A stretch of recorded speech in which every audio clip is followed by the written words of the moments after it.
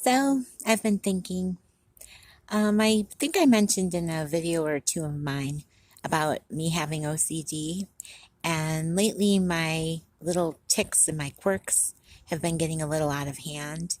Um, I had them down where I had a set number of times I would allow myself to check things and do my rituals, I like to call them, that make me feel safe. And I had them down to a number that I felt safe with and that my therapist said would be good to kind of like set myself at.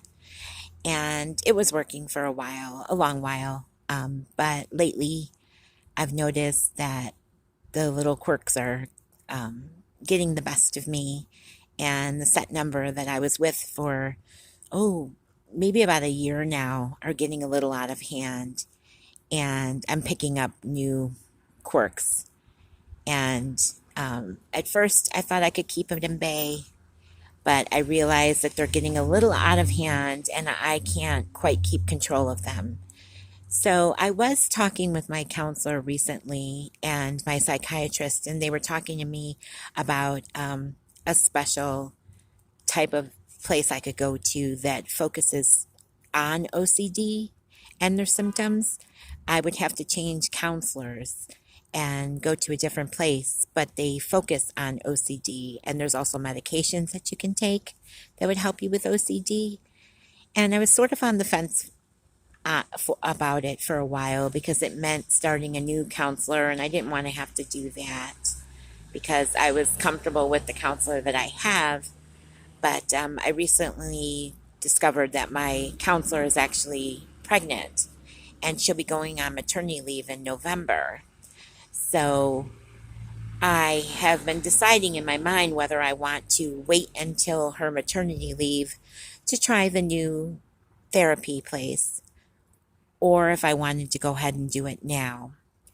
I think I could feel comfortable waiting until her maternity leave, but I do notice that some of my rituals are getting a little out of hand. And like I mentioned a couple of moments ago, I'm picking up more quirks, and it's quite frustrating for me because I felt like I had a semblance of control when I had it down to a certain amount of times I would allow myself to check things and feel safe. And it's sort of a double-edged sword because I believe that my OCD is a way for me to have control. I realize when things get a little out of control in my life that my OCD habits kick in and give me a form of safety. It was things that I could control. And now it seems like what I had as a safety net to give me some control is sort of turning against me. And some of my quirks that I've talked about briefly are numbers. And with me, it's checking of the stove, especially, seems to be something that always triggers with me. And now it's like affecting my sleep. I'm checking the stove before I go to bed. And now it seems like when I've gone to bed, I've had to stop what I'm doing and then find myself like going back into the kitchen and checking again. And I'm doing the same at work, which is quite embarrassing because people can see it, not with the stove, but with the door. There's so many times I have to touch a knob or check a lock. And when I'm setting the alarm at work, I can feel free to do it a certain amount of times and people don't see it because it's behind closed doors. But when I'm checking the knobs before I leave, that I can't control anyone not seeing me do it because it's out in the public area. And I used to be really embarrassed about it, but now I've sort of like forgotten that people can see it because the compulsion has taken over and I'm finding myself checking the knobs over and over. And it's interfering with me like getting out of work in time to catch my bus to get home. And I'm feeling a little more anxious than usual. And I'm having to touch things certain amount of times. And with me, it's always the number 7 I feel safe with. And if it falls on a 6, I'm very hesitant because to me, the number 6 equals the devil. And so I can't touch things 6 times and I can't touch things 3 times because 3 goes into 6.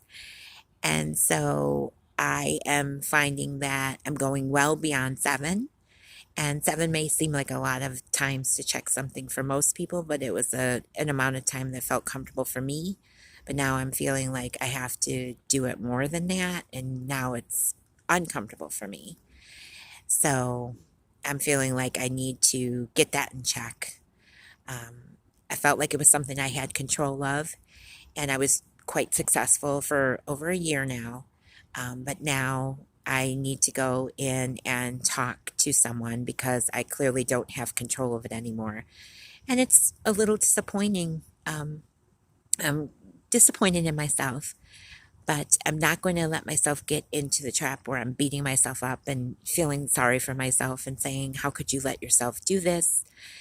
And see it as quite a setback. I'm going to see it for what it is that it is obviously a sign that there's something going on deeper that I need to look into. And that just means I need to be proactive and speak with my therapist and find out what's the root cause. It could be that we've been doing some breakthrough work in counseling, and I'm talking about a lot of things that I haven't talked about before. And sometimes when I delve a little deeper and go into things that I've buried for a long time, it manifests itself with me. And I think that that might be what's going on now.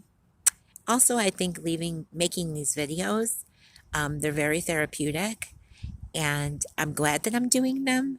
But I'm not going to lie, sometimes the minute I hit publish, I have like moments of self regret, and I wonder and I worry about how it's going to come across.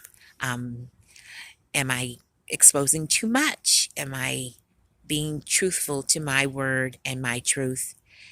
Am I opening myself up to be judged or ridiculed? And that's where I think I'm spending a lot of time in my emotional mind instead of my logic mind. I mean, there was a clear reason why I decided to start a YouTube channel. I felt like I had a message that I wanted to get across, and I haven't strayed from that. So even when I have my moments of self-doubt, I just have to realize that um, I'm doing it for the reason that I felt strongly for when I started this, and I'm not going to stray from that. So I think that it may be time for me to look into trying some counseling for obsessive compulsive disorders. It will probably hold the key to a lot of what I've been suffering from for most of my life. Like I mentioned in one of my other videos, I've had O.C.D. for as long as I can remember.